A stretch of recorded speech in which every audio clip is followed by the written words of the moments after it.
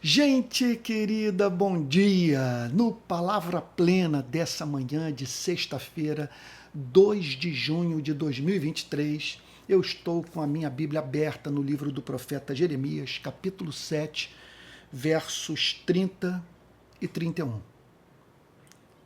Meu Deus, que passagem séria. Verso 30. Porque os filhos de Judá, então está falando aqui da igreja, está falando, portanto, dos descendentes de Judá. Está falando do povo de Deus. Então, uma mensagem, vamos assim chamá-la de intramuros. Jeremias está falando para dentro, está se comunicando à nação que vivia sob o regime teocrático. Então, ele declara: porque os filhos de Judá fizeram o que era mal aos meus olhos. Então, Jeremias declara que Deus olhou para o comportamento dos filhos de Judá. Entenda bem, Israel era uma nação cercada de povos pagãos. Então, detentora do conteúdo da revelação. A revelação estava sob a custódia de Israel. Cabia a Israel defender o conteúdo da revelação, ensinar o que havia sido revelado e, acima de tudo, viver, encarnar a verdade. E aí, então, Jeremias descreve Deus olhando para o povo da revelação a fim de lhe dizer: o que vocês fazem é mal aos meus olhos. Eu não tenho prazer em vocês. A vida que vocês vivem é diametralmente oposta ao conteúdo da verdade revelada. Vocês não conhecem a mim, nada sabem sobre o meu caráter. Vocês fazem o que é uma provocação à minha santidade. Porque os filhos de Judá fizeram o que era mal aos meus olhos. Então, veja, nós temos que pregar o Evangelho, anunciar as boas novas, sem a mínima dúvida. Essa é a nossa mensagem central, que consiste na proclamação do fato histórico, que Jesus morreu pelos nossos pecados e que ele ressuscitou, apresentando assim ao mundo a evidência de que o Pai acolheu seu sacrifício e que ele é vivo e poderoso hoje para nos salvar. Então é claro que a pregação tem que ser feita no espírito do Evangelho, de acordo com a revelação desse amor ardente que levou o Pai a entregar o seu bem mais valioso em favor do homem, em favor da mulher. Meu Deus, como diz o grande Martin Lloyd Jones, lembre-se sempre que tudo o que foi feito contra a vida de Jesus foi feito contra a vida do amado do Pai. Então, o cristão, ele se vê assim, como que eu poderia dizer, ele se vê retido por essa rede. Sim, é como um peixe que caiu na rede, que não consegue dela se livrar. Sobre o que eu estou falando? Ora, uma vez que a gente ouve a mensagem do Evangelho, que declara que Deus não apenas criou um mundo que revela o seu amor, não apenas enviou palavras que revelam o seu amor, mas ele deu como sacrifício o seu Filho, a fim de revelar o seu amor.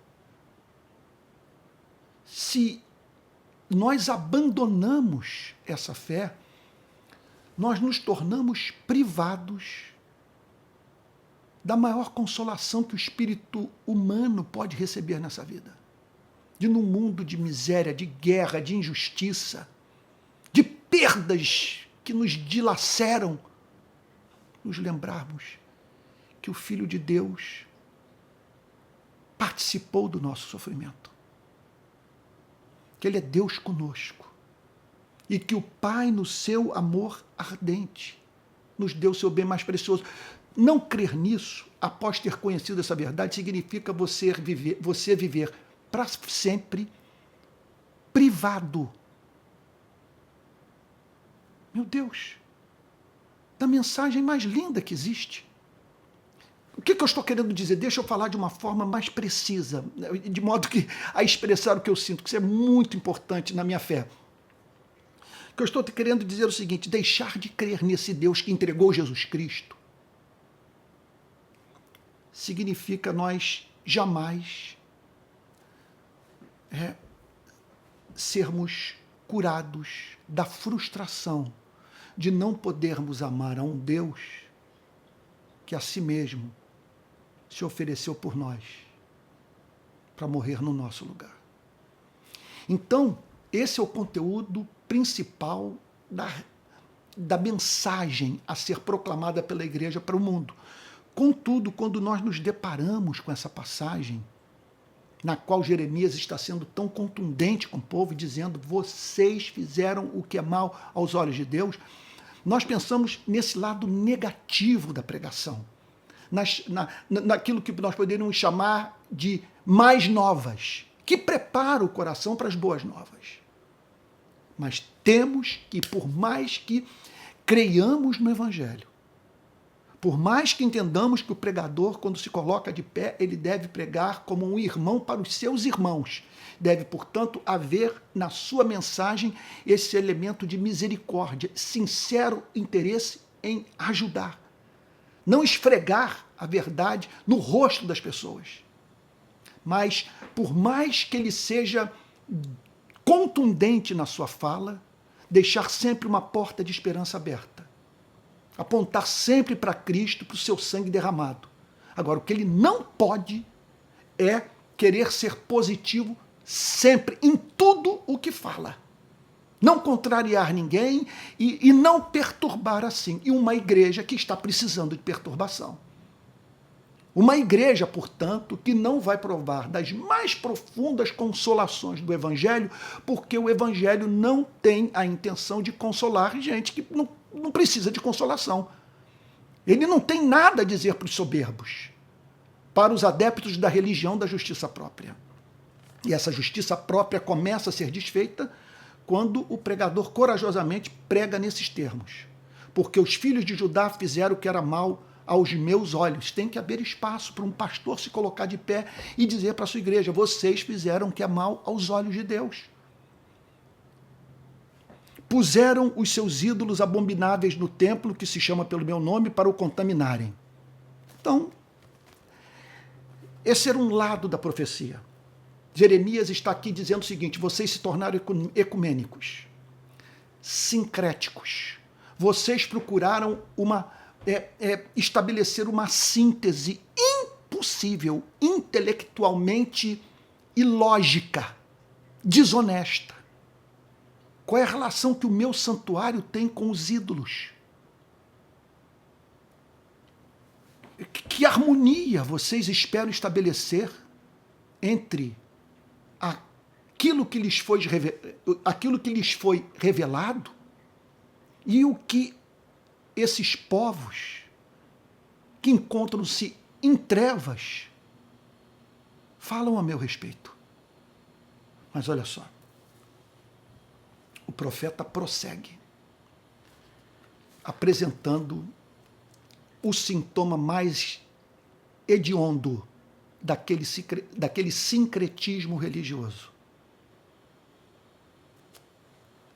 Lá estava o ídolo no templo de Deus. Idolatria deslavada. Completa desconsideração pelo amor desse Deus que nos é apresentado nas Sagradas Escrituras como Deus ciumento. Ele arde em ciúmes por nós. Não porque ele careça de nós para ser feliz, mas por nos amar de uma forma tão ardente que ele não pode tolerar que retrocedamos na vida. que nós nos tornemos piores do que éramos após o conhecermos. Terrível coisa é ser amado por Deus. Porque se somos amados por Deus, olha o que eu tenho visto isso ultimamente na vida de pessoas que me são próximas, se nós somos amados, sabe, e resistimos à sua voz, ele arruma sempre um jeito. Vou usar uma palavra franca, dura. Ele arruma um jeito de nos quebrar.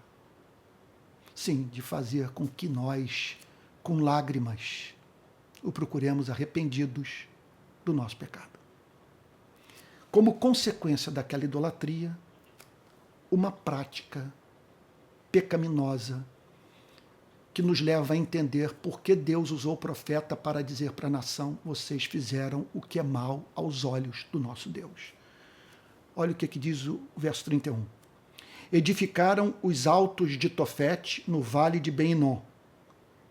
Então, eles edificaram um altar nessa região de Israel. Com que objetivo? Para queimarem em sacrifício os seus filhos e as suas filhas, algo que nunca ordenei, nem me passou pela mente. Algo que nunca ordenei, nem me passou pela mente. Vou repetir. Algo que nunca ordenei, nem me passou pela mente. Se Deus nunca ordenou, se jamais passou pela mente do nosso Criador, o que aquela sociedade praticava, como explicar homens e mulheres terem chegado à conclusão que era da vontade de Deus pegar o filho primogênito e oferecê-lo em sacrifício à divindade, literalmente matá-lo no altar?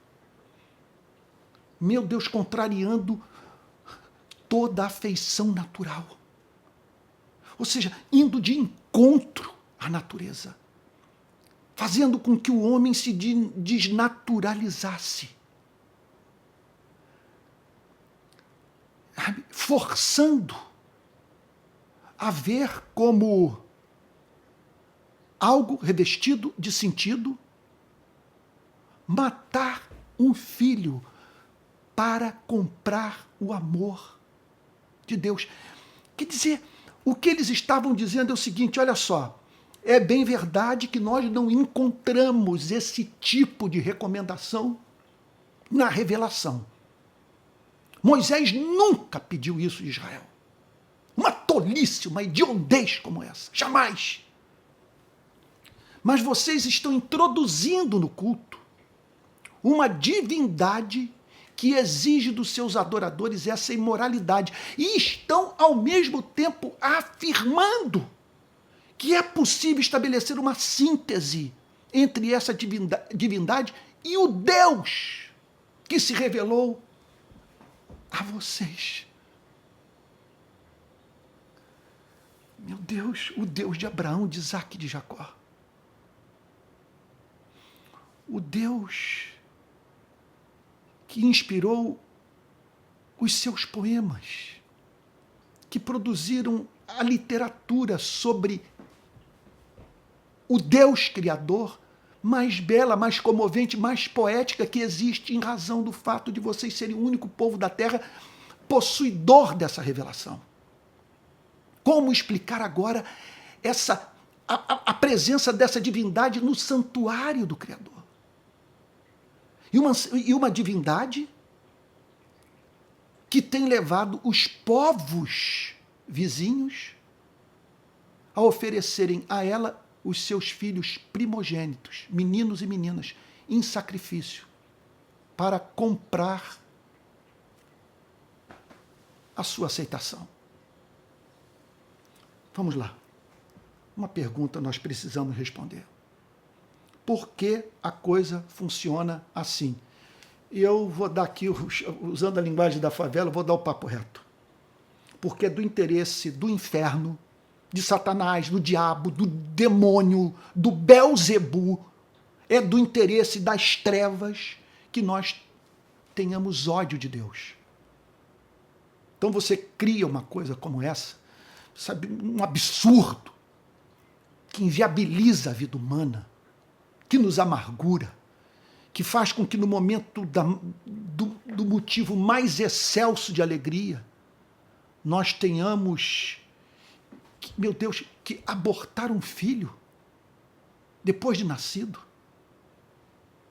Meu Deus, o que é isso? Sabe, quer dizer, tal só acontece, espero que eu não tenha perdido o fio da meada, que eu fico pensando aqui no que eu estou falando. Meu Deus, imaginando a cena, você pegar um filho e o matar. E olhando para Deus e dizendo, olha só, o que eu estou fazendo, olha a expressão do meu amor, da minha submissão à sua vontade. É isso que tu pedes de mim, que eu lhe dê o bem que eu mais amo. E é isso que eu vou fazer. Aí fica essa pergunta. Meu Deus, se Deus pede isso de mim, quem é esse Deus? Qual é o seu caráter? Sabe? Que sentido eu encontro nessa relação? E é claro, portanto, que nós estamos aqui perante um princípio diabólico, porque, olha, preste atenção no fato.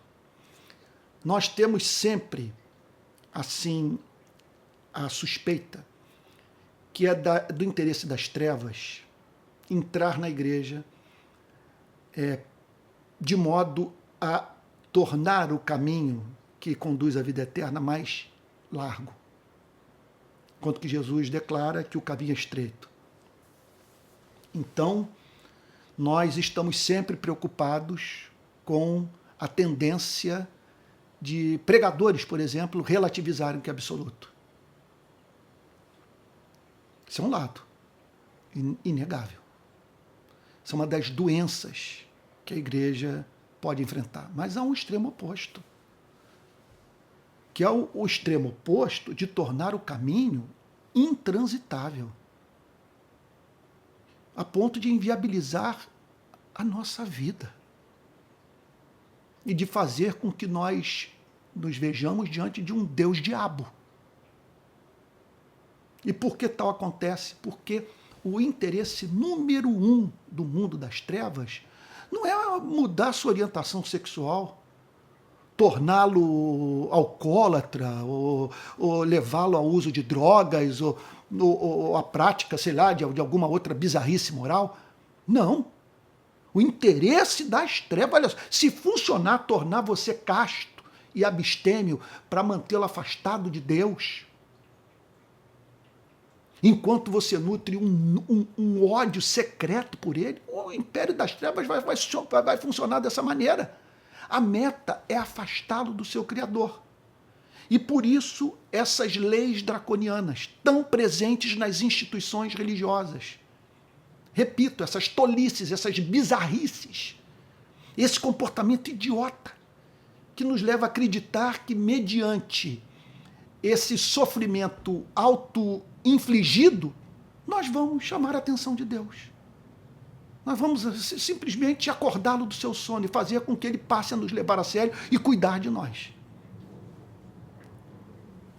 Qual é o valor de uma profecia como essa que foi proferida por Jeremias? O valor consiste no fato dele fazer um alerta que possibilita você e a mim sermos salvos da religião. O que Jeremias simplesmente está dizendo é o seguinte: olha, essa coisa está levando vocês à loucura. Está exigindo de vocês verdadeiro absurdo. Não é possível que o Criador seja tão mesquinho, sabe, e diabólico como esse ao qual vocês estão servindo, que embora nunca tenha prescrito a morte de filhos como meio de cultuá-lo, tolera que o seu povo adore uma divindade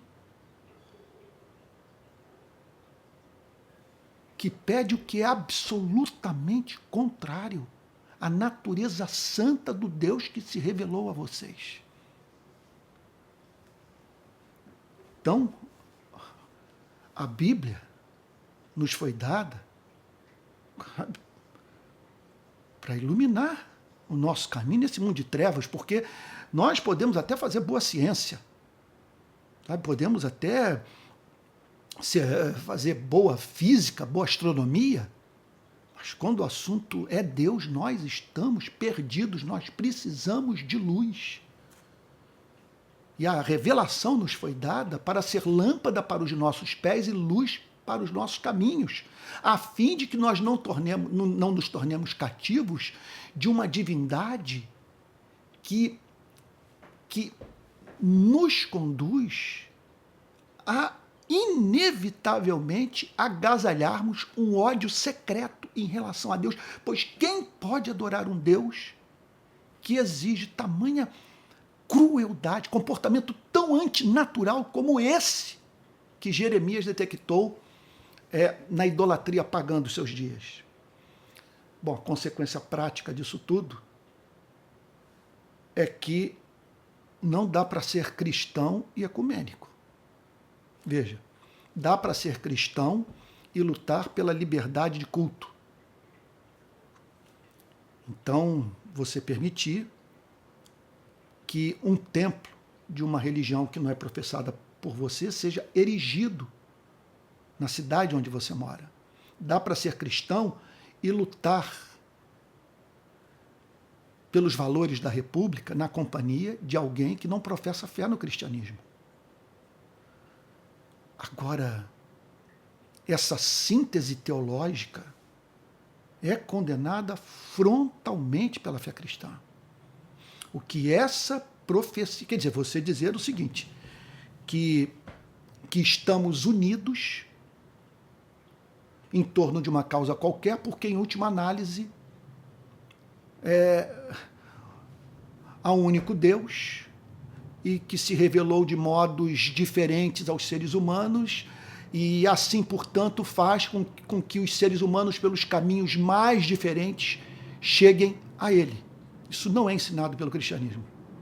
O cristianismo insiste em declarar que Jesus Cristo é o caminho, a verdade e a vida, e ninguém vai ao Pai senão por Ele. O cristianismo, portanto, como é que eu poderia dizer? O cristianismo é intransigente nesse ponto. Ele é exclusivista. Muito embora ele não fomente o ódio. Sabe? Muito embora nós encontremos nas páginas do Novo Testamento, na pregação de Cristo, um estímulo ao pluralismo, a imitação dos discípulos de Cristo da atitude do Pai, que faz o seu sol nascer sobre todos, sua chuva cair na horta do pastor e do pai de santo, e do imã, e do rabino.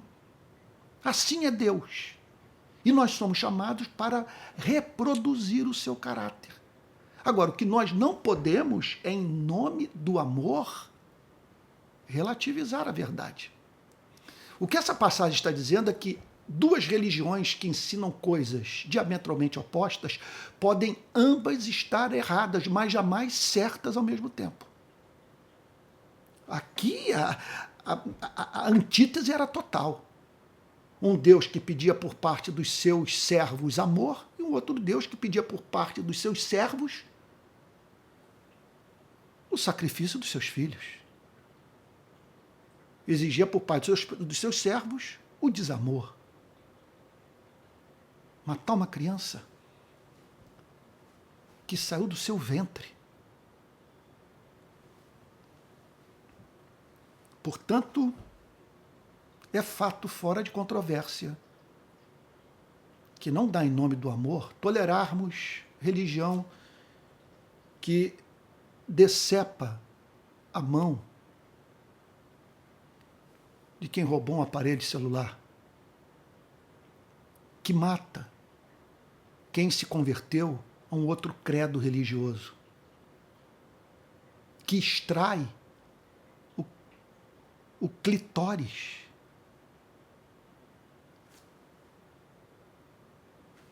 da seguidora do seu credo religioso, que inviabiliza a vida da mulher,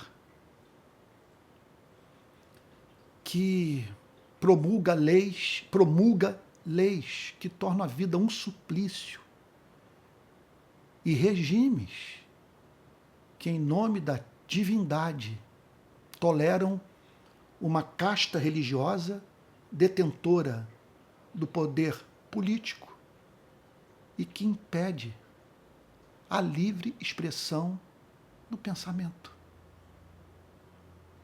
O que Jeremias está dizendo aqui, portanto, repito, insisto nesse ponto, e acredito que essa profecia é de grande valor para o atual momento do movimento evangélico brasileiro, porque há setores da igreja que, em nome do amor, são inclusivistas demais, mas a ponto de dizerem esse absurdo, que religiões que ensinam coisas diametralmente opostas podem estar certas ao mesmo tempo que todo caminho leva a Deus. Isso não é verdade.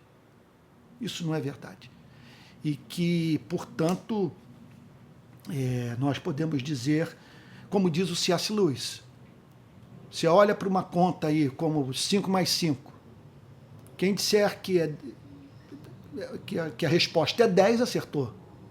Quem disser que é 9, está mais próximo da verdade. Quem disser que é 5, está mais distante da verdade do que aquele que disse que a resposta é 8.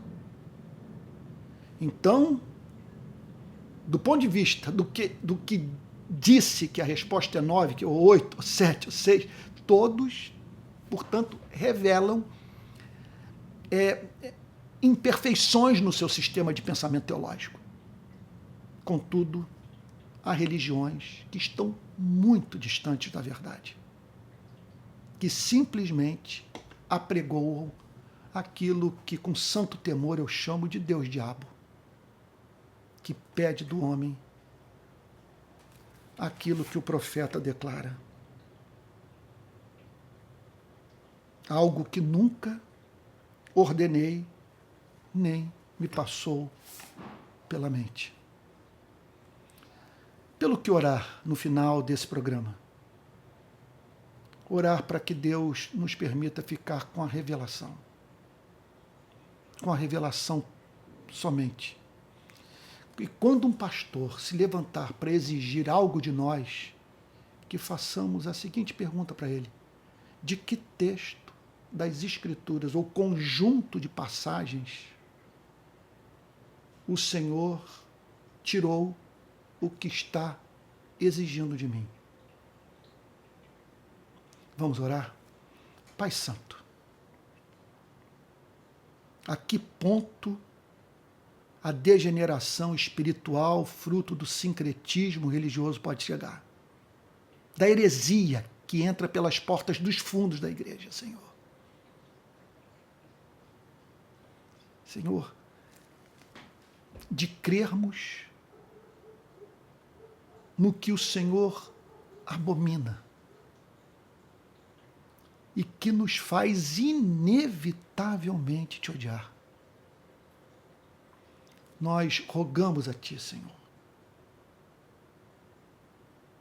que por obra da Sua graça, o Senhor nos ajude a fazermos da Tua revelação, que nós chamamos de Bíblia, a nossa única regra de fé e prática, Senhor. E ajuda-nos, Senhor, a crer a partir das lentes de Cristo, do Cristo que nos chamou não para crer em Deus, mas para crer no Pai e a Ele amar, uma vez que esse ser doce é ao mesmo tempo Deus Todo-Poderoso, Criador dos céus e da terra. Faz assim, Senhor. É o que te pedimos em nome de Jesus, com perdão dos nossos pecados. Amém. Gente querida, estou chegando ao final da semana, nosso último programa, e eu gostaria agora, olha só, de anunciar o livro que eu lancei na semana passada, esse e-book, que é uma transcrição de uma pregação minha. Você pode adquiri-lo no site da Amazon. Me parece que tem que ser usado o aplicativo Kindle, embora você não precise de um Kindle para baixar esse e-book. É uma transcrição de uma pregação minha, na qual eu trato desse tema. Se Deus é bom, é porque sofremos. Eu acredito sinceramente que a leitura dessa pregação transcrita vai ajudá-lo a lidar com suas próprias questões e prepará-lo para lidar com esse tipo de indagação no seu trabalho evangelístico, quando você quiser levar um amigo a Cristo e que enfrenta esse problema intelectual em sua vida. Tá bom? Então, eu sugiro que você adquira, espero que faça muito bem ao seu coração. Quero também dizer que esse programa é mantido por irmãos na fé que acreditam no que eu estou fazendo. Então, caso você queira também se juntar a eles e contribuir, aqui vai o nosso Pix, palavraplena@gmail.com. Você também pode ajudar se tornando membro do canal. Ou então assinando, tem uma plataforma que eu estou usando chamada Apoie-se. Ela visa viabilizar a nossa intenção de ajudar projetos que precisam do socorro de muitos a fim de serem realizados, quer dizer, projetos que carecem de apoio financeiro. Então eu entrei nessa plataforma e é outra forma de você ajudar, tá bom? É isso. Olha, eu espero que essa semana que o Palavra Plena tenha enriquecido muito sua vida no decorrer dessa semana. Que Deus o abençoe e o guarde. Bom final de semana e até o próximo Palavra Plena.